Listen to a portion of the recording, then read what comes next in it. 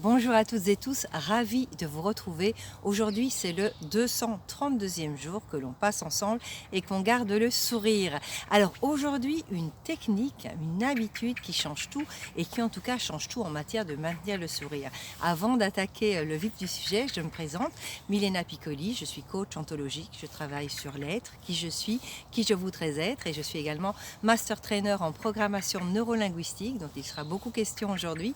Donc comment est-ce que j'ai été programmée, comment est-ce que je peux me reprogrammer, mais également comment est-ce que je fonctionne, quels sont les canaux par lesquels les informations me parviennent.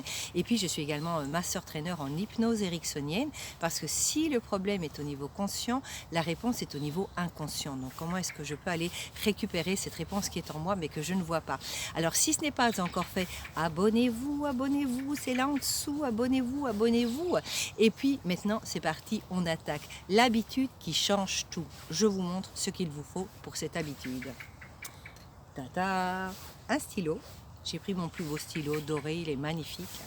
Et puis un carnet.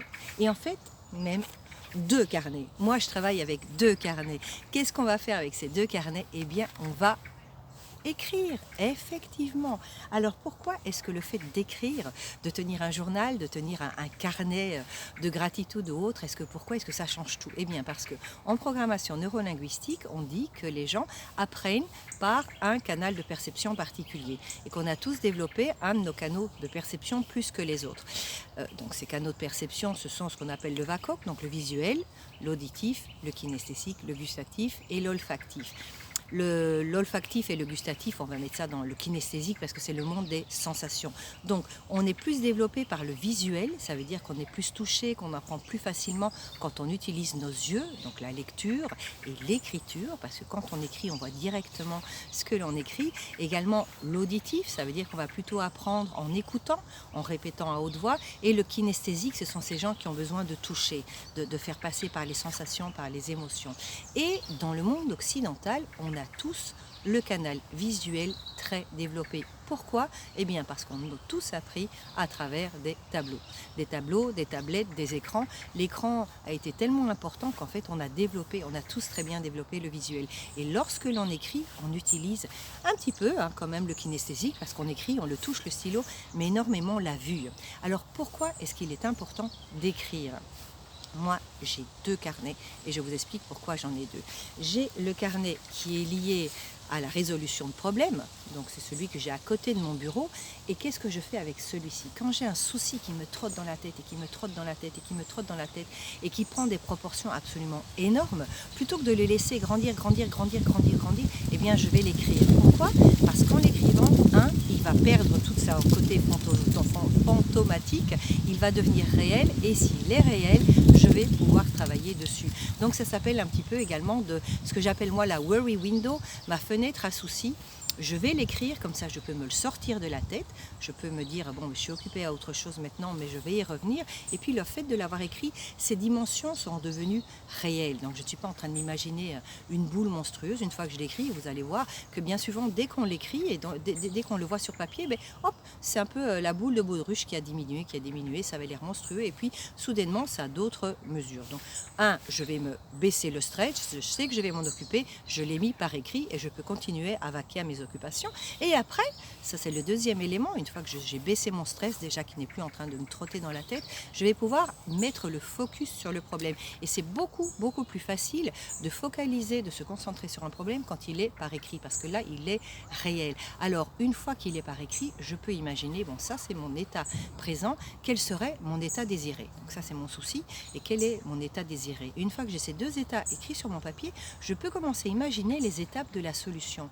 Donc ça me permet vraiment de focaliser sur le problème, de focaliser sur la solution et de passer à l'action. Donc on est sorti un peu de ce truc énorme qui me trotte dans la tête, on est sorti du stress parce qu'on l'a fait réel, on l'a atterri sur papier, et une fois qu'il est sur papier, on peut effectivement commencer à réfléchir, bon, qu'est-ce qui m'arrive en ce moment, qu'est-ce que je voudrais qu'il m'arrive et comment je peux passer de là à là.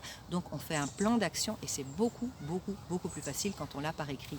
Alors ça, c'est pour mon carnet, résolution de conflits, résolution de problèmes, et celui-ci il est à côté de mon bureau. Et après, j'ai mon préféré. Et alors, je vous le montre parce qu'il est toujours très beau. Et pourquoi je trouve très beau? Parce que c'est mon deuxième, parce que oui, regardez. Moi, je ne vais pas pouvoir vous le montrer. C'est un tout nouveau parce que je suis déjà au 351e jour. Oui, ça va bientôt faire 1 an que j'ai ce carnet. Et c'est pour ça que je peux vous assurer qu'il change la vie. Quand je vous dis que c'est une habitude qui change la vie, c'est parce que je l'ai testé et j'en ai la preuve. Alors, celui-ci, c'est ce que j'appelle mon carnet bien-être. Vous pouvez l'appeler le carnet de gratitude, mais moi je l'appelle le carnet de bien-être parce que je n'ai pas uniquement la gratitude dedans. J'ai tout au début mon carnet de gratitude. Donc tous les soirs, juste avant d'aller me coucher, parce que celui-ci je le laisse à côté de mon bureau parce que je ne vais pas avoir les soucis avant d'aller me coucher, j'écris les choses pour lesquelles je suis reconnaissante aujourd'hui. Donc par exemple, pour cette merveilleuse journée d'automne, il a fait beau, on a pu se promener, j'ai travaillé mais avec un beau rayon de soleil, c'était vraiment très très très agréable, on a passé une très belle journée, mais également pour toutes les choses qui vont bien dans ma vie, malgré tous les soucis. On a tous des soucis, mais on a quand même beaucoup de choses qui fonctionnent bien dans notre vie et ça nous permet avant d'aller se coucher de dire que mais finalement, elle est pas mal ma vie. J'ai beau avoir des soucis, etc.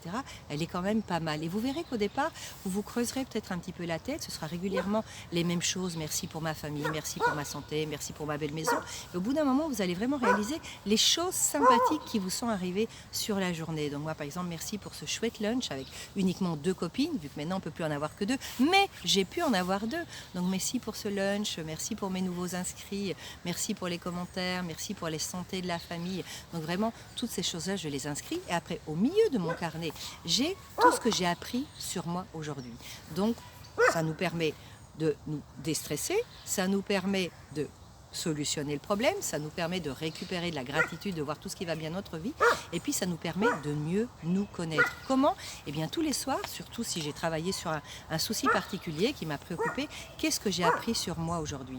Donc c'est vraiment un outil de connaissance de soi. Bon, j'ai eu un souci, comment je l'ai résolu? Est-ce que c'était un problème d'interprétation? Est-ce que j'ai découvert une croyance limitante qui m'empêche d'obtenir mon état désiré? Donc qu'est-ce que j'ai découvert sur moi aujourd'hui? C'est vraiment pas un jugement, c'est pas une critique. On va pas mettre j'ai découvert que je suis une peureuse maladive. Non, non. Je vais simplement découvrir que qu'il y a certains éléments que je dois traiter d'autre manière pour ne pas que ça me fasse peur. Voilà. Donc vous allez voir, c'est un très bon outil pour l'apprentissage de soi, pour mieux se connaître. Et enfin, tout à la fin, j'ai ma page de qu'est-ce que j'ai fait pour les autres aujourd'hui, ou pour l'environnement, ou pour une cause qui me tient à cœur. Parce que ceux qui m'ont suivi depuis le départ du challenge, je souris et je dis merci, c'est comme ça qu'il s'appelait au départ, vous avez vu qu'il n'y a rien de mieux pour être heureux que de faire quelque chose pour les autres. Alors je me force tous les soirs, si je n'ai rien fait, si je réalise qu'au moment d'attaquer ma dernière page, ouh là là, qu'est-ce que j'ai fait aujourd'hui, j'ai rien fait, ça peut arriver, vous vous dites mais non, j'ai rien fait de particulier, eh bien je redescends et comme minimum, j'envoie un petit WhatsApp à quelqu'un à qui je sais ça fera plaisir. Mais vraiment, qu'est-ce que j'ai fait? Si c'est pour l'environnement, si je veux absolument protéger l'environnement, qu'est-ce que j'ai fait pour l'environnement aujourd'hui? Si c'est une question d'aider mon prochain, mais qu'est-ce que j'ai fait pour aider mon prochain aujourd'hui? Et après ça, vous allez vous endormir, mais alors là, le sourire aux lèvres, et ce sont des beaux rêves garantis. Voilà, je vous laisse. Pensez à commenter, à vous abonner, envoyez-le à des personnes à qui ça peut servir. Envoyez-moi des messages et vos questions, vous savez que je suis là pour ça, et je vous souhaite un merveilleux week-end et on se voit vendredi prochain. À bientôt.